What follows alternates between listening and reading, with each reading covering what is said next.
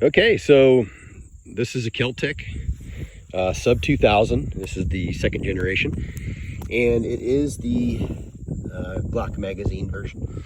Glock 17, the slightly longer grip for the a little bit longer magazines. This is supposed to be, this is the magazine it actually came with, which is a Glock 17. It's made by, oh gosh, what is it? Magpul. Their version. And I also have a 33 round stick mag, but I haven't had any reliability issues with this thing. And if you want to just get a quick little update on this, if you're looking to maybe buy one, I would do it. Would I buy this again? Yeah, I definitely would. I'm going to get to some things that I don't like about it. There are a couple, but I would 100% buy it again. Absolutely. It's really fun, and to be honest, it's also my nightstand gun. I had purchased an AR-15 pistol for kind of a nightstand or home defense deal, thinking it might be a little bit easier to use in close quarters, and it is. The problem is, the first time I ever shot it out here, yeah, I decided immediately I was not going to be using that in the house unless I had some kind of suppressor. The sucker was really, really loud. So, the nice thing about this is, even if you do have to shoot it inside your house, it's going to be loud. It's probably going to hurt your ears, but it's not going to blow your eardrums out like a 223 out of a short barrel would. So let's get to the things I don't like.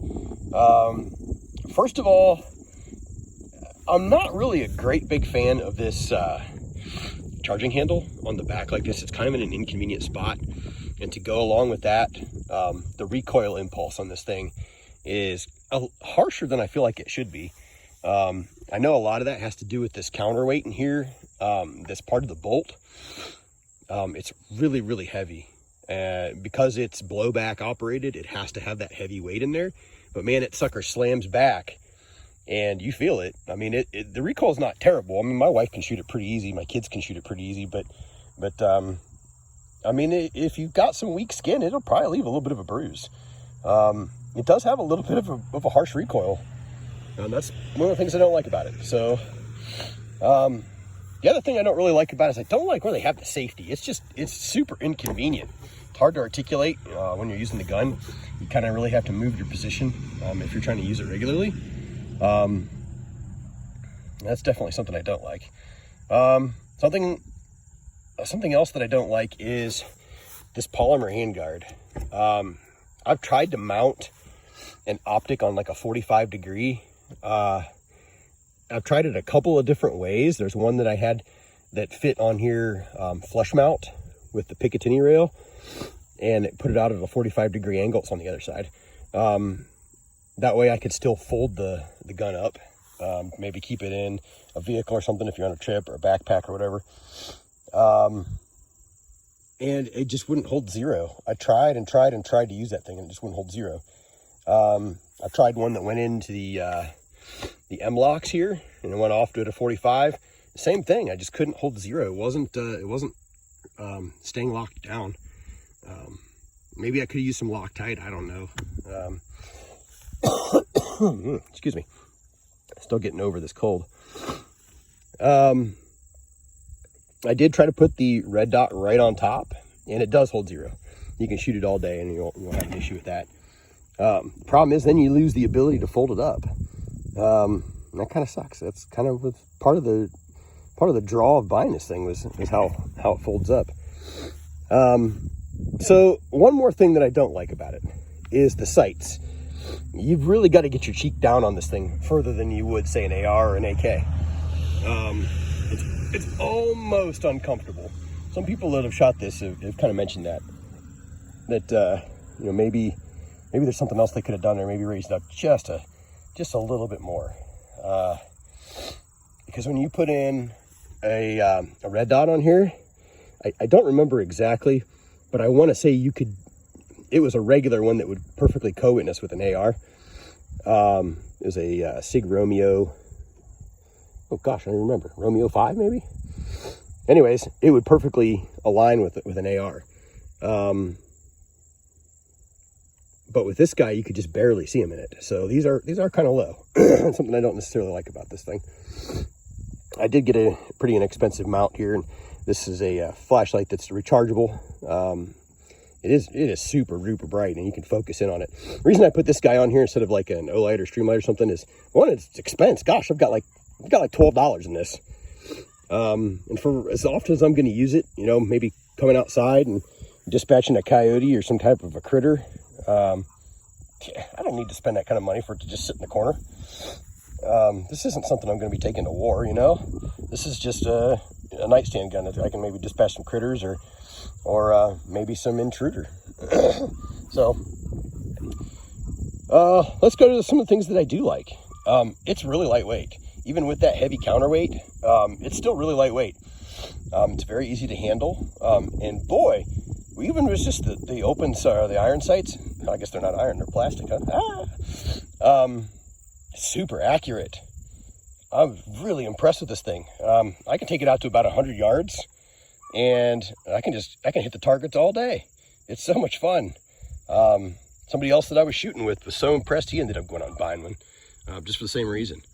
And it actually does hit pretty good. 9mm. I think I was using 147 grain. I don't remember that day, but it was rocking the plates pretty good. Not like an AK, not like a 223 or 5.56, but it was holding its own. It was doing pretty good. It actually did way better than a buddy of mine's.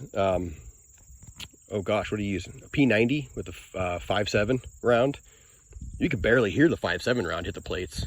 I know it's carrying a lot more energy with speed, but yeah, this thing was just knocking the socks off that 5.7. So what do I use this for? I've kind of already gone into that. I use this for, you know, maybe a home defense situation. Dispatching critters that would be like a coyote or something that might be trying to get into the chicken coop. And the main reason why I would say as a home defense is, as I already mentioned, the noise. I may eventually get a suppressor. This would be a decent suppressor host. My pistol 223 would be way better though. The AR, it is really short. It's very easy to handle. Super easy controls, safety and all that. So that's what I'd like to go with. But so let me think, what else we really like about this thing? The cost wasn't bad. I was looking at buying one of these about a year ago, and this is before the crisis, before COVID. Well, speaking of COVID, just kidding. It's just a cold. I bought this thing at a retail store. I was going to order it online. There were some sales at the time. The sales were $380. I figured, well, I still got to pay for shipping, which is probably going to be another $30. I was going to have to pay an FFL, which is going to be another minimum $25. So I would have been looking at, you know, probably mid 400s by the time I was actually out the door. Well, this thing was $430 at the retail store, and they actually had them. They had 2 of them. I went back to that gun counter. That day I was just buying ammo, and I was going to buy an extra magazine for my pistol. And I said, well, I'll just go look. Sure enough, man, they had them. I could not believe them. They never, ever have these. They had a green one and they had this black one. I didn't particularly like the green one. And it was in the Glock magazine configuration. So I ended up calling my wife, and I said, hey, it's like, I've got all this overtime money from some extra work I've been doing. This is something I wanted to buy anyways, honey. Are you okay with it? She says, yeah, that's fine. I know you've been working a lot, so I've got a good woman. That's all I can say. All right, so I'm going to be shooting some 115 grain Blazer. And, oh, I'm sorry. These are 124 grain Blazer and 115 grain Wolf. I'm only going to shoot a little bit because ammo crisis right now is still nuts. This box of Blazer was $23. Oh, it killed me. These boxes of Wolf were $7 when I bought them. $7. And I bought like a whole case of them. So I'm gonna be like real easy with my ammo until I can start getting more at a reasonable price. I really wish I would have started reloading a few years ago. Maybe that's in the future. All right, so I'm gonna get this thing, get the camera mounted up on a tripod, and we're gonna take a couple shots with it. I'm gonna shoot both because I wanted you guys to be able to see steel case ammo along with some brass and both of the magazines. So, all right, here we go.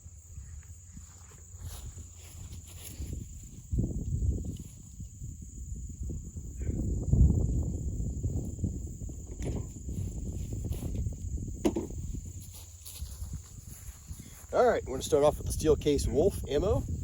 We're gonna be shooting at some steel targets about 25 yards away.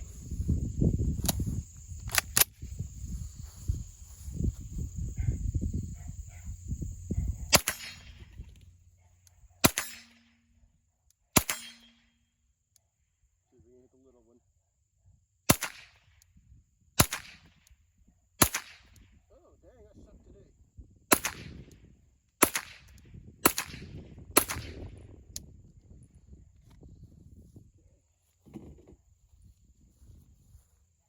All right, brass.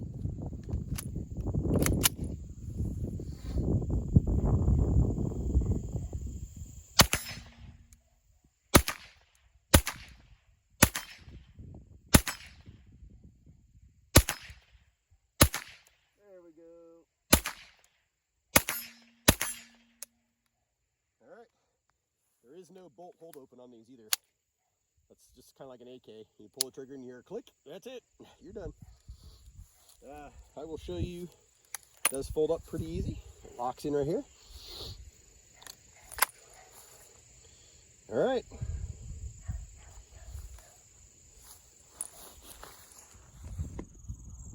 Well, as you can see, I'm a little rusty on shooting this guy. I got a little overconfident, tried to hit the smaller targets. Excuse me. So I forgot this thing's sighted in to shoot just a teeny bit high, and I was aiming a little bit too high. So one more thing I wanted to talk about with this is, well, I guess two more things. The bolt does have a hold open. It's kind of a notch that they cut back here on the tube. You've got to pull it back and then lock it. See if I can demonstrate. There we go. See, it pulls back and locks. And then you just tap it more towards the center or down, whatever.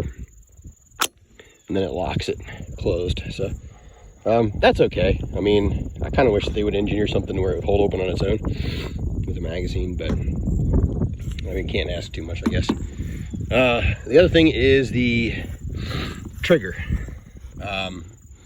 Most of the components are plastic, and it does feel a little bit spongy. I kind of wish in the trigger mechanism that they would go with a metal one, maybe a slightly better trigger. And I do know that you can get some different foregrips on it that are metal, and like guys that want to mount a red dot on there, there's some that I've seen that you can actually rotate them, like they'll unlock and then you can rotate them. That way you can still fold the rifle up and then lock it, fold it up. But I mean, I think, gosh, I want to say that thing was like 150 bucks maybe. And like new trigger mechanisms were some money too. And boy, you can start soaking a lot of money in something that's, not really meant to have a lot of money soaked into it. I mean, I hate to say it, guys, but it's a Kel-Tec. I mean, they make some cool stuff. They never make enough of them, but I mean, hey, I'm not hating on the gun. I like it. I'm not hating on the company because I bought this gun, but you're gonna end up getting what, $1,000 saddle and a $5 horse, So I think that's all I got for you guys on this thing. Again, I would 100% buy it again. If you're thinking about buying one, or you're trying to confirm your bias for buying one, I think you made a good purchase. If you're thinking about selling it, I wouldn't. I've talked to some guys who've had them and sold them and then regretted it right after. So I wouldn't recommend it. All right, so I guess maybe the next video I might do is a quick little review of my range and the steel targets I have. Those steel targets, I think I only have like with the hardware, maybe $150 in it. Those are some decent targets too. I could shoot everything up to a 308 on them without leaving any marks. We did try to shoot a 30-06 at it at 100 yards, and it did leave a couple divots. So I was a little perturbed about that. It's supposed to take up to, gosh, I think a 300 Winchester. So, before the Safety Sallies come after me, my neighbor raises buffalo, and anytime he ever has his buffalo in the back pastures back here, I don't ever shoot. Excuse me. It's not the Rona, I promise. I was tested. All right, so there's no houses behind my house, behind the range. There's nothing for miles. There's a field, and then there's a forest, and then that's behind the range there, behind the targets there. I have 2 rows of logs, 2 rows of cinder blocks, and then dirt. So I really don't have to worry too much about anything serious going on. I don't think I really have very many people that come out here shoot anyways that aren't experienced. So I did bury it in between those 2 pine trees, just for some splatter, so splatter wouldn't go flying. The trees kind of catch it. But all right, that's all I got for you guys. Kel-Tec Sub-2000. I really like it. I'm out.